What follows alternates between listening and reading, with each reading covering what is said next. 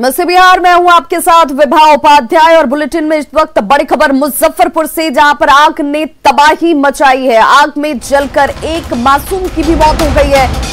आग में 9 अन्य घर जलकर खाक हो गए। तस्वीरें आपके सामने और इन तस्वीरों को देखकर आग की भयावहता का अंदाजा लगाया जा सकता है। 9 दूसरे घर भी जले, एक मासूम की भी जान गई। वहीं अहियापुर के झपहा की यह घटना, हालांकि आग जिस वजह से लगी उसके बाद तेजी से ये दूसरे घरों को अपनी चपेट में लेती चली गई। गैस लीक होने की वजह से आग लगने की बात सामने आ रही है।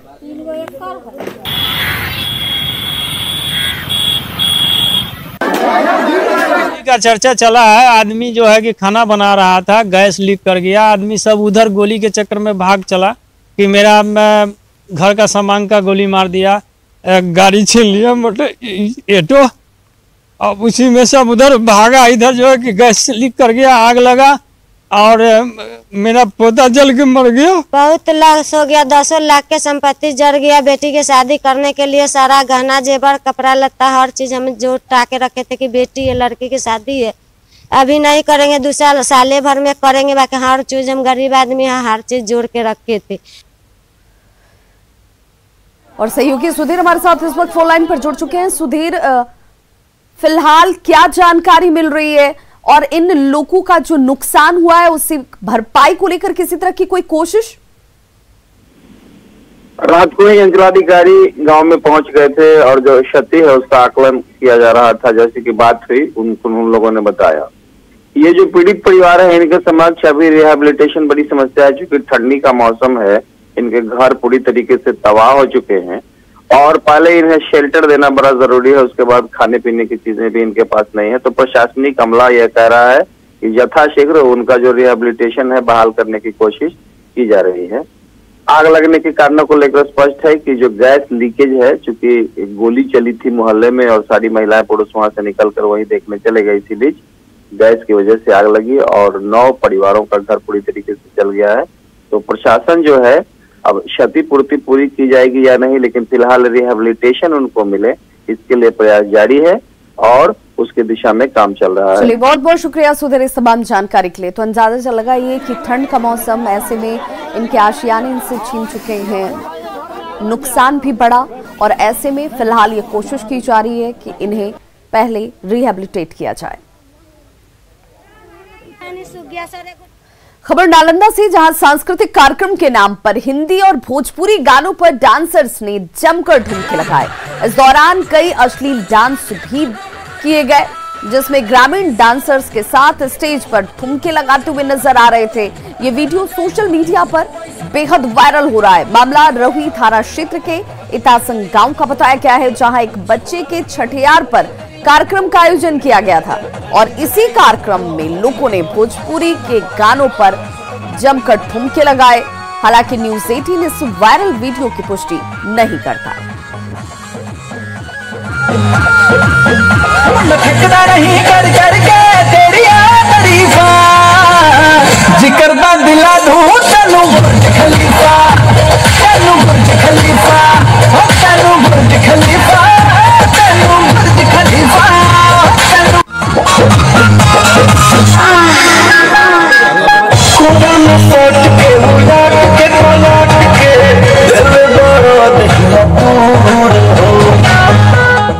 नया साल आने में अभी 4 दिन बाकी है, लेकिन शराब तस्करों ने नए साल पर जाम छलकाने का पूरा इंतजाम कर रखा है।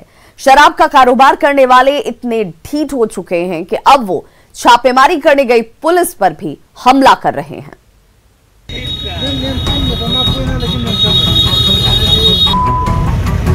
यही नहीं होना।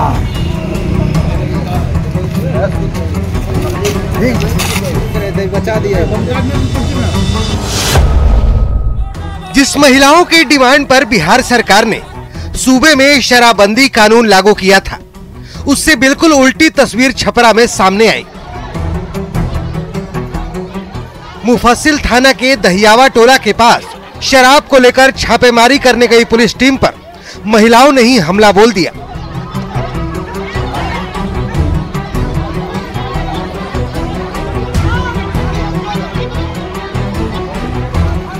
महिलाओं ने टीम में शामिल एक महिला कांस्टेबल की पिटाई भी कर दी। तस्वीरों में आप देख सकते हैं कि किस तरह महिलाएं पुलिस को छापेमारी करने से न सिर्फ रोक रही हैं, बल्कि पुलिस के साथ धक्का मुक्की भी कर रही हैं।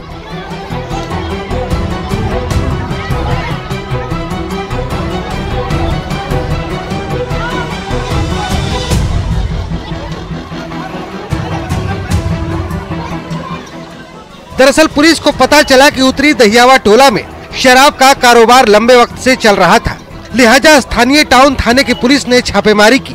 छापेमारी के दौरान मोहल्ले की महिलाएं इकट्ठा होकर पुलिस टीम से ही भिड़ गई। पुलिस और वहां के स्थानीय लोगों के बीच घंटों बवाल चला। इस बवाल में एक महिला कांस्टेबल बुरी तरह से घायल हो गई।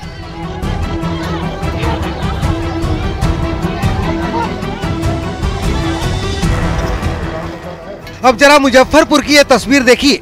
कोरोना की वजह से बंद पड़े आंगनवाड़ी केंद्र को ही शराब तस्करों ने शराब का अड्डा बना डाला।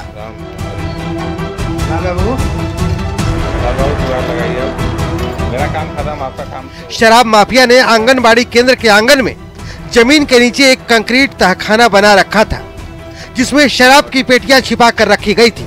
पुलिस ने तहखाने से 62 पेटी शराब बरामद किया है,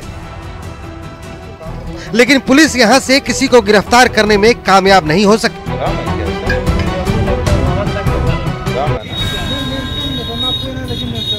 बिहार में शराबबंदी कितनी सफल है और शराबबंदी को लेकर शपथ लेने वाली पुलिस कितनी मुस्तैद है, इस सवाल का जवाब मुंगेर से आई इस तस्वीर से आपको मिल जाएगा।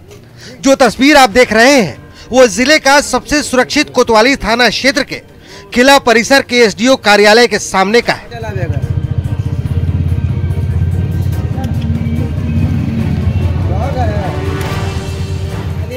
जहां शराब के नशे में धुत शराबी नशे में झूमता मिला। शराबी ने इतनी शराब पी रखी थी कि वो नाले में जा गिरा। वो नशे में इतना मदहोश था कि उसे चोट भी आई, लेकिन उसे कुछ पता नहीं चला।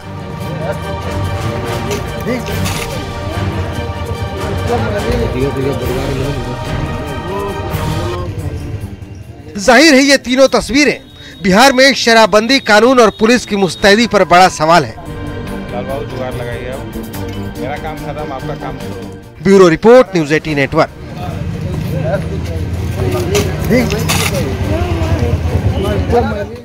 और इन तस्वीरों के साथ ही ये सवाल उठते हैं कि आखिर ये शराबबंदी कैसी है।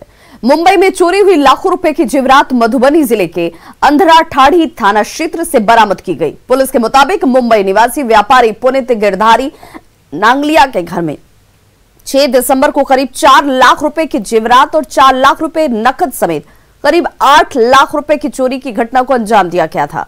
पीड़ित व्यापारी की शिकायत पर मुंबई पुलिस ने जब इस मामले की जांच शुरू की तो पता चला कि मधुबनी का संतोष सिंह व्यापारी के यहां नौकरी कर रहा था और उसने ही घर में चोरी की घटना को अंजाम दिया। मुंबई पुलिस स्थानीय पुलिस की मदद से आरोपी के घर पर दबिश देने के लिए पहुंची।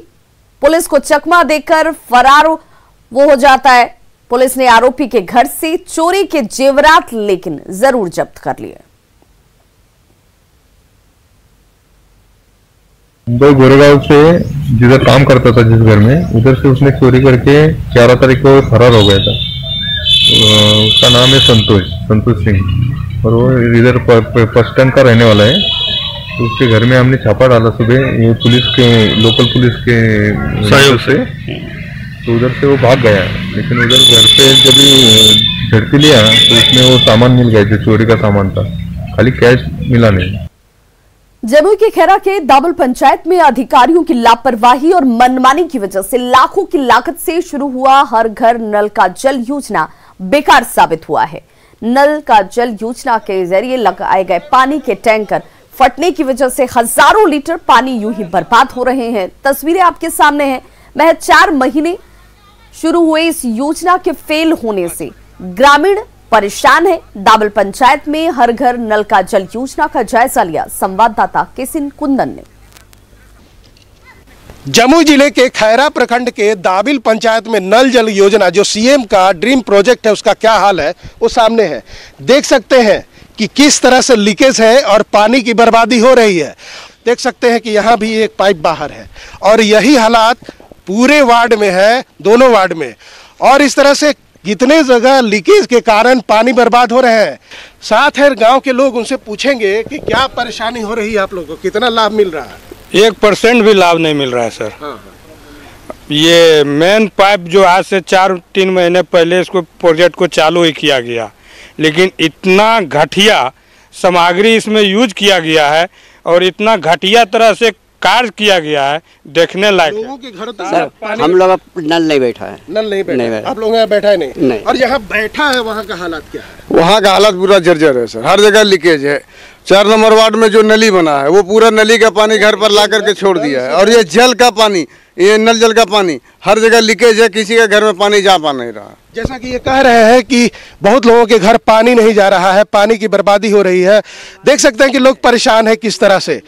अब हमने इस बारे में जब खैरा इलाके के पीएचईडी विभाग के जेई से बात किया तो उनका ये कहना था कि हमने जो एजेंसी है, चाहे वो अभिनव या फिर बीसी योजना के तहत जो काम किए हुए लोग हैं, उनको नोटिस दिया है कि जल्द से जल्द मरम्मत कराएं। 4 महीने पहले इस योजना का अंतिम रूप दिया गया था, लेकिन महज 4 महीने में जहां वाटर टैंक फट चुके हैं, वहीं कई जगह पाइप से लीकेज है और पानी की बर्बाद हो रही है। ऐसे में सवाल उठता है कि लाखों खर्च होने के बाद फायदा किसको हो रहा है, नुकसान ज्यादा हो रहा है। केसी कुंदन, न्यूज़ 18, जमुई। भभुआ नगर परिषद में लाखों की लागत से मंगाया क्या फॉगिंग मशीन खराब हो रहे हैं, लेकिन बीते 6 महीने दवा का छिड़काव नहीं हुआ और ऐसे में शहरी इलाके में मच्छरों का आतंक बढ़ चुका है। लोग इससे बेहद परेशान हैं, लेकिन नगर परिषद का इस ओर थोड़ा भी ध्यान नहीं जा रहा।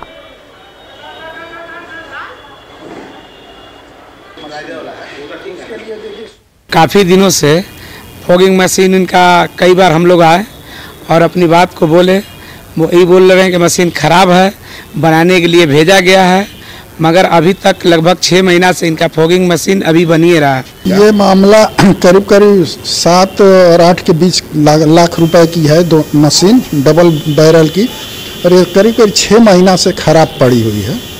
ये नया स्कूटी साहब प्रभार में है यहाँ, लेकिन ये बेचारे कोशिश कर रहे हैं कि कौन संवेदक सप्लाई किया, क्या किया। ये तो जब हम लोग बात करते हैं तो कहते हैं बस तुरंत बन जाएगा।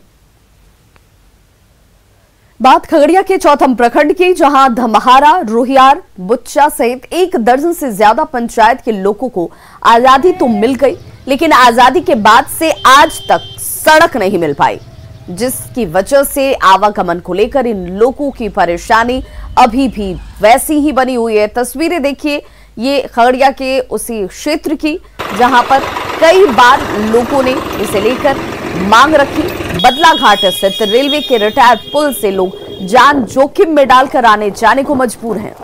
कभी भी कोई बड़ा हादसा इनके साथ हो सकता है। बागमती नदी पर बने रेलवे के खतरनाक पुल का जायजा लिया हमारे सहयोगी दिग्विजय ने।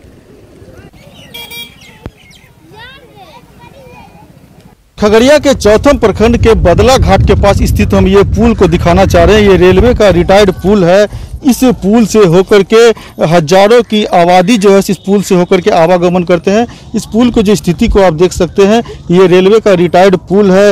एक तरफ रेलिंग बना हुआ है, दूसरी तरफ बिना रेलिंग है। उसके बावजूद लोग इस पुल से होकर के आवागमन करते हैं। देख सकते हैं कि ये जो नदी है, नीचे बागमती नदी है, इस पुल से कई बार ऐसी घटना भी हुई है जिसके कारण लोग इस नदी में गिर के उनकी मौतें भी हुई है। बावजूद आज़ादी के बाद से आज तक जो पूरा एक तरह से कहे 1 दर्जन पंचायत है, ये उसको अभी तक सड़क नहीं मिल पाई है। सड़क से ये लोग नहीं जुड़ पाए हैं। ये जो रिटायर पुल है उसी के सहारे ये आवागमन करते हैं। स्थानीय जो लोग हैं जो इस पुल से आवागमन कर रहे हैं, उनसे हम ये बात करते हैं। अच्छा, ये बताइए कितना डर लगता है आपको इस पुल से? बहुत डर लगता है, क्योंकि देखिए पुल कहने का पुल है, ये बहुत पुराना पुल बना हुआ है और इसमें सरकार की कोई सुविधा नहीं है। जैसे आप रेलवे को बोलते हैं, पथ विभाग को बोलते हैं, किन्हीं ने कभी ध्यान ही नहीं दिया। लेकिन यहाँ के ग्रामीणों की जो दिक्कतें हैं वो तो खैर भगवान भरोसे है।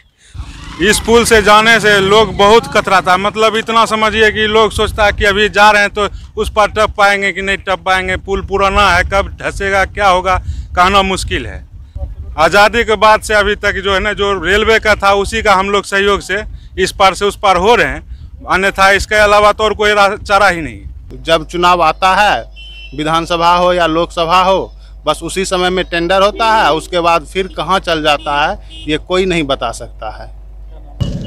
इसी सड़क मार्ग से होकर के जो यहाँ का प्रसिद्ध कात्यायनी मंदिर है, वहाँ पर सोमवार और शुक्रवार को जो श्रद्धालु है उस मंदिर में दर्शन के लिए पहुँचते हैं। एक तरह से कहे कि ये पूरा जो इलाका है, सड़क नहीं रहने के कारण लोगों को काफ़ी परेशानी होती है। दिग्विजय कुमार, न्यूज़ 18 खगड़िया।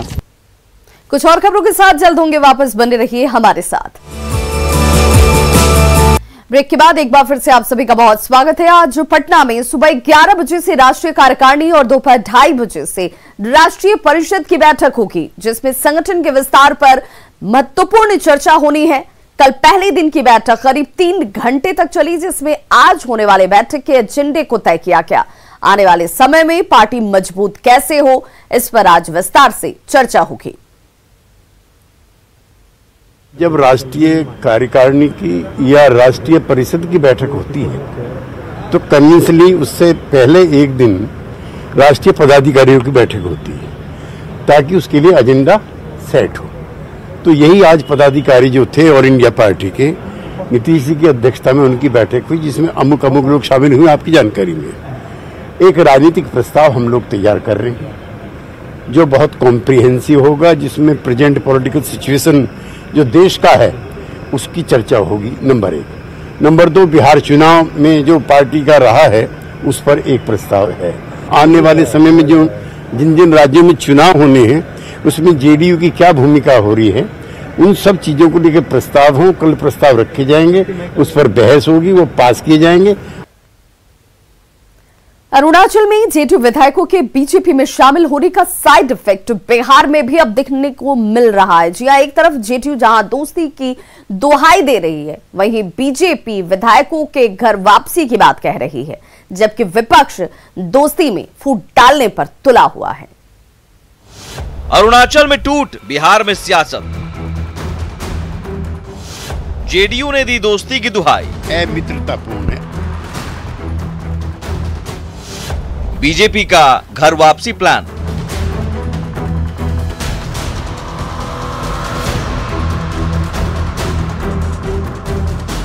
अरुणाचल जेडीयू में टूट के बाद बिहार का सियासी पारा 7वें आसमान पर है।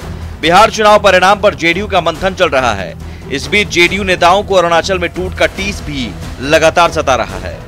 जेडीयू के प्रधान महासचिव केसी त्यागी ने कहा कि अरुणाचल में एक मित्र पार्टी ने अमित्रतापूर्ण व्यवहार किया है। इस पर बीजेपी ने भी सधे हुए शब्दों में जवाब दिया। अपना संख्या बल बढ़ाने के प्रयास में जो सबसे बड़ी सहयोगी पार्टी है और जो एकमात्र बची हुई सहयोगी पार्टी है, उसके साथ ये जो व्यवहार है ये अमित्रतापूर्ण है, अनफ्रेंडली एक्ट है। अध्यक्ष होने के नाते बिहार में भारतीय जनता पार्टी, जदयू और सभी वीआईपी और हमारे हम सब एक साथ मिलकर के बहुत ही अच्छा कार्य कर रहे हैं। अरुणाचल का मामला स्थानीय है और जो विधायक बीजेपी में शामिल हुए हैं वो पहले भी बीजेपी में थे। जब विधायक खुद आने को तैयार हैं तो इसमें अमित्रवत कहाँ है? विधायकों को अगर संभाल नहीं सकते हैं तो इसमें मेरा कोई दोष नहीं। इधर अरुणाचल में टूट पर बिहार में विपक्ष अपने तरीके से सियासत कर रहा है। लालू के बड़े लाल तेज प्रताप ने तो यहां तक कह डाला कि बीजेपी जल्द ही जेडीयू के वजूद को मिटा देगी। इस पर बीजेपी ने विरोधियों को करारा जवाब दिया है।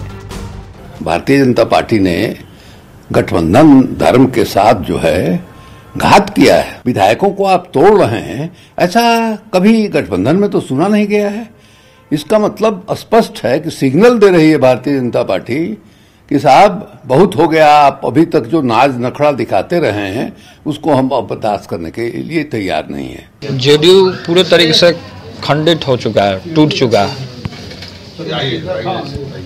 नीतीश कुमार जी ने जो फैसला लिया, बहुत गलत फैसला लिया।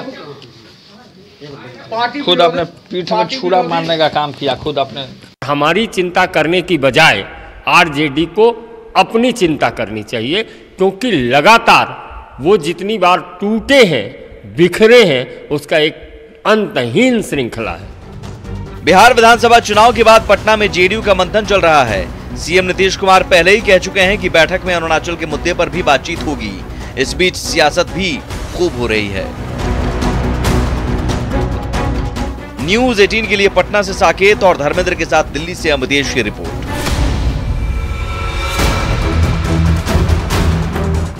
राजधानी पटना में सर्द रात में बेघरों के लिए रैन बसेरा वरदान साबित हो रहा है। ठंड बढ़ने के साथ ही रैन बसेरे के सभी बेड अब फुल हो चुके हैं और गरीब रात में चैन की नींद सो पा रहे हैं। पटना नगर निगम और जिला प्रशासन की तरफ से 27 रैन बसेरे बनाए गए हैं, जिनमें 8 स्थायी और 19 अस्थायी मॉडल रैन बसेरे शामिल हैं। दिन भर मेहनत मजदूरी कर रात में आराम फरमाते गरीबों की माने तो इस बार बेड से लेकर कंबल तक का इंतजाम किया गया है, जिससे ठंड में इन्हें काफी राहत मिल रही है। गांधी मैदान के पास मॉडल रैन बसेरे का जायजा लिया संवाददाता रजनीश कुमार ने। ठंड बढ़ने के बाद रैन बसेरा बेघर लोगों को सुकून दे रहा है, तो यहाँ पर सभी बेड फुल हो चुका है। यानी शाम होते ही जो विभिन्न इलाकों में काम करने वाले मजदूर हैं वो देख सकते हैं कि आराम फरमाने के लिए यहाँ पहुंच जाते हैं। जिला प्रशासन और नगर निगम की तरफ से ये इंतजाम किए गए हैं। शहर में तकरीबन 27 जो रैन बसेरे हैं उसका इंतजाम किया गया है, जिसमें 19 अस्थायी और 8 अस्थायी रैन बसेरा इस वक्त काम कर रहा है और जो गरीब हैं उनके लिए काफी मददगार साबित हो रहा है। देख सकते हैं इस वक्त कि यहाँ पर जो इंतजाम है आपको हम दिखा पा रहे हैं कि पीने का पानी से लेकर जो सोने का इंतजाम है, यानी बेड से लेकर कंबल तकिया तमाम चीजें यहाँ पर मुहैया कराई गई है। तो ऐसे में जो गरीब हैं उनके लिए कहीं ना कहीं ये वरदान साबित हो रहा है, क्योंकि न्यूनतम तापमान में लगातार गिरावट हो रही है और जनजीवन अस्त व्यस्त हो रहा है। ऐसे में गरीबों के लिए कितना आराम हो रहा है आप लोग? आराम है सर, ठंडी के लिए तो बहुत ही आराम है और आरामदायक भी है। यहाँ कम्बल रजाई भी मिलता है अच्छे से और यहाँ कोई डर भी नहीं है चोरों को, ना बदमाशों को, ना रात में ठंड लगने की। पहले कैसे रहते थे हर बार ठंड में? पहले तो ऐसे खुले आसमान के नीचे हम लोग रहते थे। तो ठंड यहाँ पैसा नहीं लग रहा? यहाँ कोई पैसा नहीं है। कब से यहाँ हैं आप? हमारे को तो 8-10 दिन हो गया लगभग। सीट बुक हो जाता है आपका? जी हाँ। बस बहुत सुकून मिल रहा है। पहले तो रोड पे ऐसे जिंदगी काटना पड़ता था। कंबल तकिया सब मिला? कंबल तकिया सब मिल रहा है, पानी भी पीने का मिल रहा है। तो 27 जगह पर है, तो आप लोग चूंकि पहले खुले आसमान के नीचे रहते थे जी, तो बेड की किल्लत तो नहीं है ना? जी नहीं। निश्चित रूप से इन्हें सुकून महसूस हो रहा है, क्योंकि कल तक खुले आसमान के नीचे ये रात बिताते थे और आज सर्द रात में इनके ऊपर देख सकते हैं कि टेंट नुमाया आशियाना है और सोने के लिए बिस्तर है और पीने के लिए पानी है, यानी सब कुछ इंतजाम दिख रहा है। कैमरामैन मनीष जुनिया के साथ रजनीश कुमार, न्यूज 18 पटना। तो खबरों का सिलसिला लगातार जारी है, आप देखते रहिए न्यूज 18 बिहार झारखंड।